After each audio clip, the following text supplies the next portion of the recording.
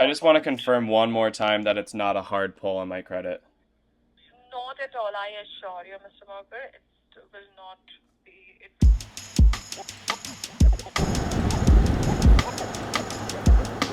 I don't want to like misinform you guys when it comes to like, getting really good travel redemptions and high cent per points. It's so much harder than you think.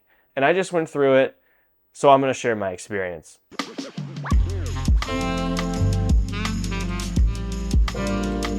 So I needed a Chase Sapphire Preferred. I used to have one, I product changed it. And I realized that I could just product change right back. Shout out to this guy here.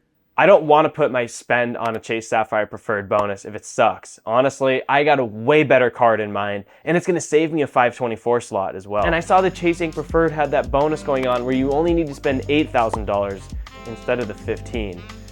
And I still can't spend $8,000. So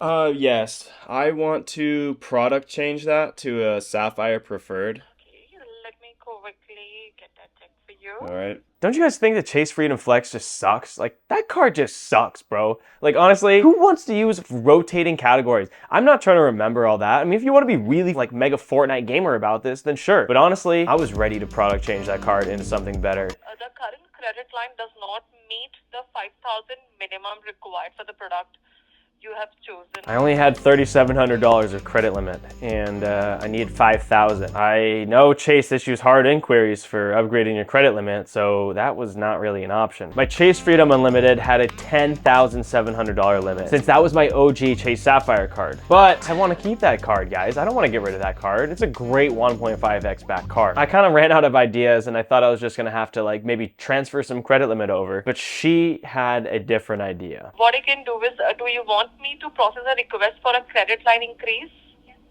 and check that? I think that'll be a hard inquiry, right? Oh my god, dude. That would be the worst hard inquiry ever. Literally for like a $1,200, $1,300 raise. I already have $50,000 of credit limit. I don't need more. And honestly, I need a hotel card more than this card anyway. So I'm gonna get a hotel card instead. How about that? You know what? Why not get a Hyatt card or a Marriott card?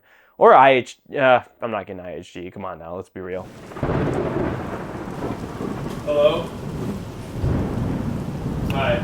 Okay, I really want to get a hotel card since I'm under 524. And you know, Chase has the best hotel card, so it's really a scary place to venture into over 524. I've never been over 524. So who knows what's gonna happen? I have no idea if this is all gonna be worth it. You know, I'm sure you guys know this, but there's that 5 free nights from Marriott going on right now. And it seems like the entire internet's talking about it. It gets 5 free nights. You just gotta spend some money on the card. It's this card here, Marriott.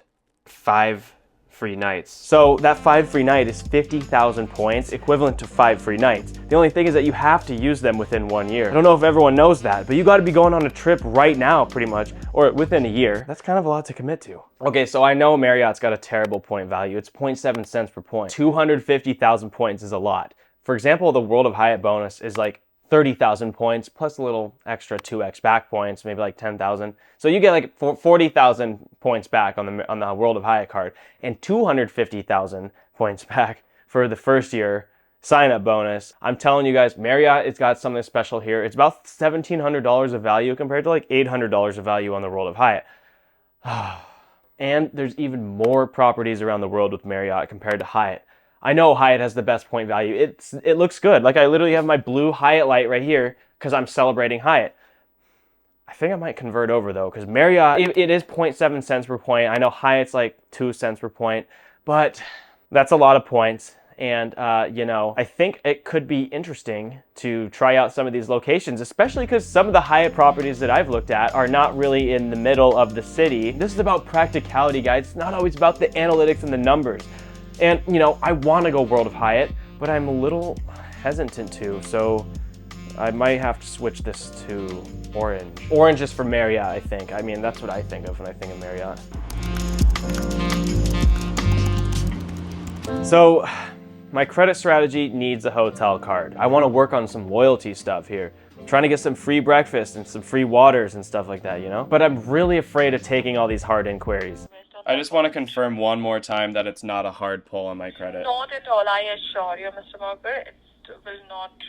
I need to get a flight as soon as possible. I have a trip coming up and I want to book it with points. I'm trying to make a redemption video so I can show you guys exactly how, and I have it right here. So as you can see, I've made a lot of different calculations. I'm going on a ski trip. I need to calculate exactly which is the best cent per point on these flights. And so what I figured out is that you can book Air Canada through Chase Ultimate Rewards points, or you can book Turkish Airlines through Chase Ultimate Rewards points, but it's way higher pain in the ass factor, and it might not actually be worth it. I mean, honestly, the pain in the ass of just calling them. Welcome to Turkish Airlines. This is Murat speaking. How may I help you, Mr. Mercury? Hi, I want to book an award flight through Star Alliance. From where to where and when is the date? From EWR Echo Whiskey Romeo to Mike Tango Juliet MTJ. When is the date? January 25. So I'm unable to display any direct flight between. Okay, that's no worries.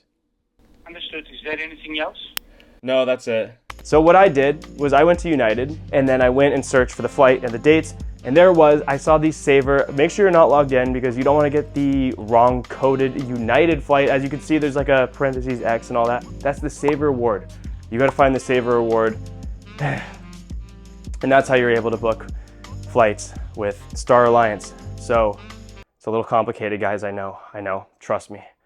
I just went through days of this. It's not fun at all. Like, I just honestly thought I was just gonna book through the Chase portal. It would have been way easier, but I did it for you, and I got a good cent per point, and I'm gonna show you exactly what those cent per points are now. Okay, so this flight was $319 one way in Google Flights, since it was a regional airport flight, as you know. Here are all the calculations using different mileage programs for that flight.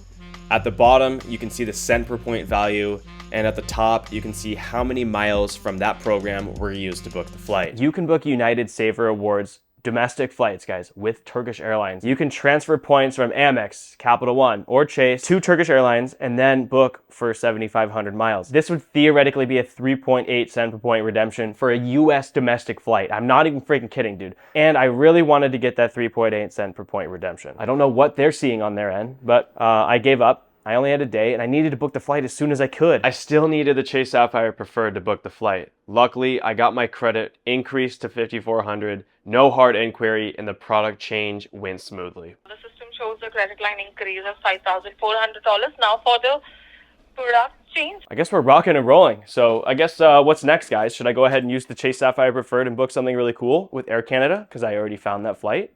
Why not? Air Canada. Very easy. All you got to do, log in, find the flight. There it is. That's the $317 flight. I calculated the cent per point. I got 2.27. That's a lot better than the 1.25 that I would get if I just booked within the portal. It's actually the exact same way as we found the Turkish flight. Just go into United, find that Saver Award, make sure it's the same exact depart time and arrival time and the same exact airport along with the flight number. If you did it correctly, it should show up exactly like this one here. And then we can just transfer the points over from Chase. That's pretty easy, and book the flight right in Air Canada. Just be careful, it takes 45 minutes. I freaked out for like 45 minutes while I was transferring the points because it was supposed to be instant, but maybe it'll be different for you.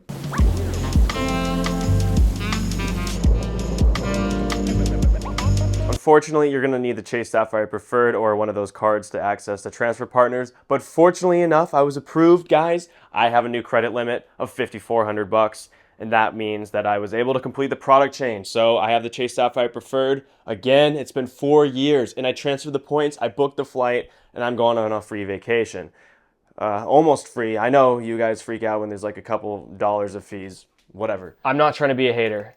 And I want to tell you that this is how difficult it is to book with points. It took lots of years of training. And for the Hyatt versus Marriott, you guys got to let me know in the comments because I'm really torn between these two cards.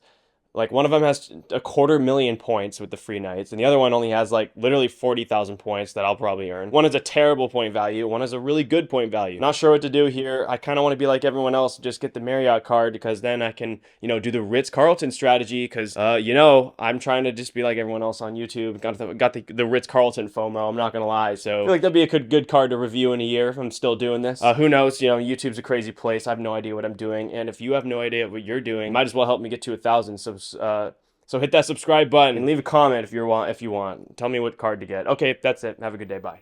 that thunder is just insane. I'm like distracted by it.